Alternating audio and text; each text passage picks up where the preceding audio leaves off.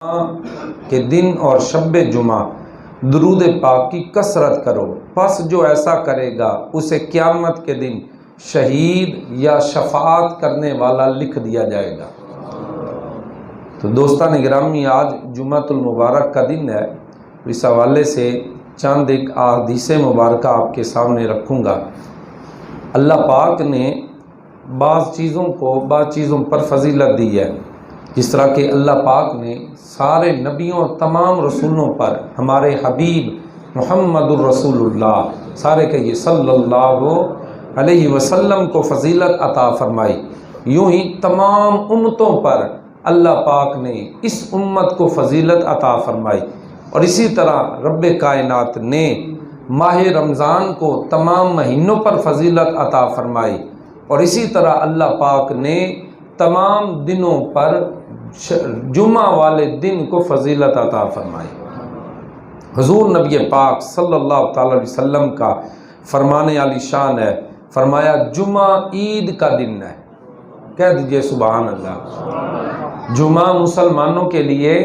عید کا دن ہے، اللہ تعالیٰ نے اسے مسلمانوں کے لیے مقرر کیا ہے۔ جو جمعہ نماز جمعہ کے لیے آتا ہے، جمعہ والے دن نماز جمعہ کے لیے آتا ہے، تو اسے چاہیے وہ غسل کر لے اور خوشبو لگائے اور مسواک کو لازمی پکڑ لے۔ جمعہ کے بارے میں مفتی نعیم الدین مراد آبادی رحمۃ اللہ علیہ فرماتے ہیں، نبی پاک صلی اللہ تعالی علیہ وسلم مدینہ منورہ پہنچ کر پہلی مرتبہ بنی سالم بن عوف کے بطن وادی میں جمعہ کا خطبہ دیا اور نماز جمعہ ادا فرمائی۔ اس مقام پر آج جامع مسجد جمعہ موجود ہے۔ اللہ پاک ہم سب کو وہاں کی حاضری نصیب فرمائے۔ معجم طبرانی معجم الاوسط کے اندر حدیث پاک موجود ہے، نبی پاک صلی اللہ تعالی علیہ وسلم نے ارشاد فرمایا، تم میں کوئی شخص ہرگز جمعہ کے دن روزہ نہ رکھے مگر یوں کہ جمعہ سے پہلے روزہ رکھ لے یا بعد میں، یعنی اکیلے جمعے والے دن روزہ نہ رکھا جائے، جمعے کا اور ہفتے کا رکھا جائے یا جمعے رات کا اور ہفتے کا روزہ رکھا جائے۔ نبی پاک صلی اللہ تعالی علیہ وسلم نے فرمایا، یہ حدیث بڑی قابل غور ہے، فرمایا جو شخص 3 جمعے سستی کی وجہ سے چھوڑ دے، جان بوجھ کر مسجد میں نہ آئے، جان بوجھ کر نماز جمعہ ادا نہ کرے، سستی کی وجہ سے چھوڑے، تو اللہ پاک اس کے دل پر مہر لگا دے گا۔ تو یہ بڑی ہی یہ سمجھنے والی حدیث پاک ہے۔ ہمارے اکثر لوگ ایسے ہیں کہ جو اپنے معاملات کے اندر اس قدر پھنسے ہوئے ہوتے ہیں، انہیں جمعے کی کوئی پرواہ نہیں ہوتی اور نماز جمعہ چھوڑ دیتے ہیں۔ امام الانبیاء علیہ الصلوۃ والسلام نے جمعہ کی فضیلت بیان کرتے ہوئے ارشاد فرمایا، جو جمعہ کے دن غسل کرے گا تو اس کے گناہ اور خطائیں اللہ پاک معاف فرما دے گا، پس جب وہ چلے گا تو اس کے ہر قدم کے بدلے اللہ پاک اس کو 20 نیکیاں عطا فرمائے گا، اور جب وہ نماز سے فارغ ہو کر پلٹے گا تو اللہ پاک اسے اتنا کرم فرمائے گا اس پر کہ اس کے 200 سال کے جو ہے عمل کرنے کا ثواب رب کائنات نامہ اعمال میں داخل فرمائے گا۔ اسی طرح حدیث پاک کے اندر موجود ہے، صحیح بخاری میں ہے، نبی پاک صلی اللہ تعالی علیہ وسلم نے ارشاد فرمایا، جو شخص جمعہ کے دن غسل کرے اور بقدر استطاعت طہارت حاصل کرے اور تیل میں سے تیل لگائے اور اپنے گھر کی خوشبو میں سے خوشبو لگائے، اور جب مسجد میں آئے تو دو انسانوں کے درمیان، 2 مسلمانوں کے درمیان جدائی نہ کرے، مطلب یہ ہے کہ ان کے درمیان آ کر جو ہے وہ زبردستی گھس نہ جائے۔ جس طرح ہوتا یہ ہے کہ لوگ جمعہ والے دن دیر سے آتے ہیں اور پھر تلاش کر رہے ہوتے ہیں جگہ کہ ہمیں آگے جگہ مل جائے، اور پھر درمیان میں کسی کے اندر آ کر بیٹھ جاتے ہیں، تو فرمایا ایسا نہ کرے، 2 کے درمیان تفریق نہ کرے، پھر نماز جمعہ پڑھے تو اس کے لیے جو نماز مقرر ہے اس کو ادا کرے، پھر امام کے خطبہ کے وقت وہ خاموش رہے، تو اللہ پاک اس کے لیے اس جمعہ اور آئندہ جمعہ کے درمیان جتنے گناہ ہوں گے رب معاف فرما دے گا۔ اسی طرح ایک حدیث پاک موجود ہے، اور یہ حدیث پاک بڑی قابل غور ہے، نبی پاک صلی اللہ تعالی علیہ وسلم نے ارشاد فرمایا، جس نے جمعہ کے دن غسل کیا اور پھر پہلی گھڑی میں آ کر مسجد میں بیٹھ گیا، یعنی جب جمعہ کی اذان ہوئی اسی وقت مسجد میں آ کر بیٹھ گیا، تو پھر فرمایا اللہ پاک اس کو اونٹ کی قربانی کا ثواب عطا فرمائے گا۔ اور پھر فرمایا جو دوسری گھڑی میں آیا اللہ پاک اس کو گائے کی قربانی کا ثواب عطا فرمائے گا۔ پھر فرمایا جو تیسری گھڑی میں آیا اللہ پاک اس کو سینگ والے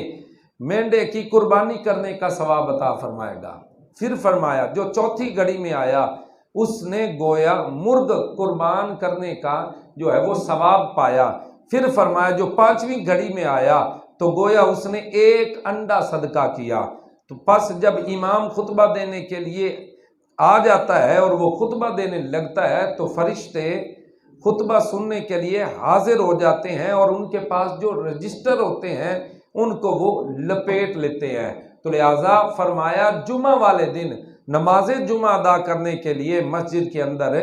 جلدی آنا چاہیے تاکہ ہم کو اونٹ کی قربانی کا ثواب اللہ پاک عطا فرمائے۔ تو اب یہ انسان پر مسلمان پر منحصر ہے کہ وہ کون سا اجر اور کون سا ثواب لینا چاہتا ہے۔ نبی پاک صلی اللہ تعالی علیہ وسلم نے ارشاد فرمایا، بڑا کرم ہے اللہ پاک کا اس امت کے اوپر، فرمایا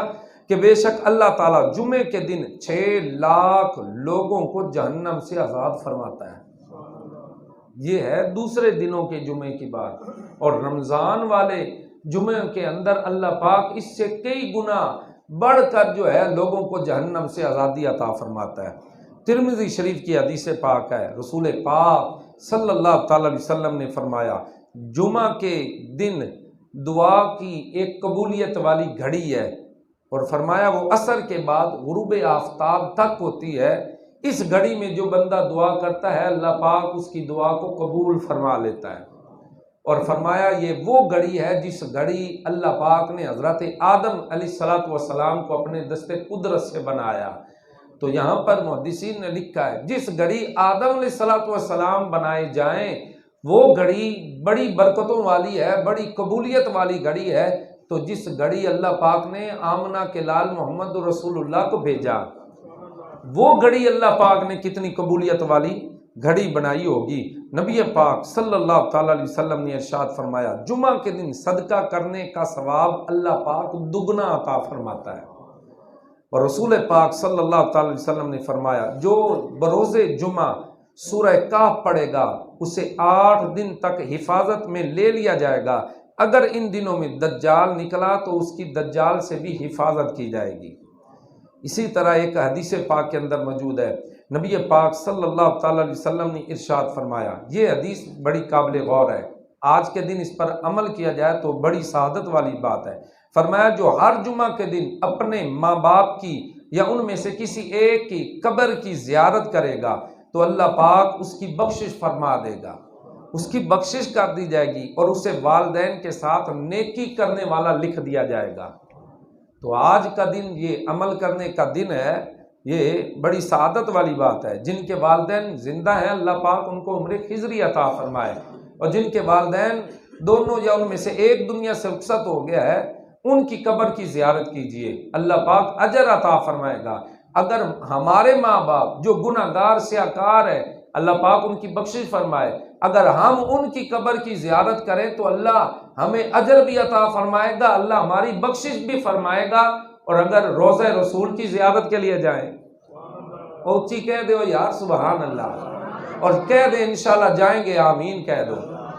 اگر روضہ رسول کی زیارت کے لیے جائیں تو پھر اللہ پاک کتنا اجر عطا فرمائے گا۔ مصطفیٰ کریم علیہ السلام نے فرمایا من زار قبری واجبت لہ الشفاعتی، جس نے میرے روضے کی زیارت کر لی اس کے لیے میری شفاعت واجب ہو گئی ہے۔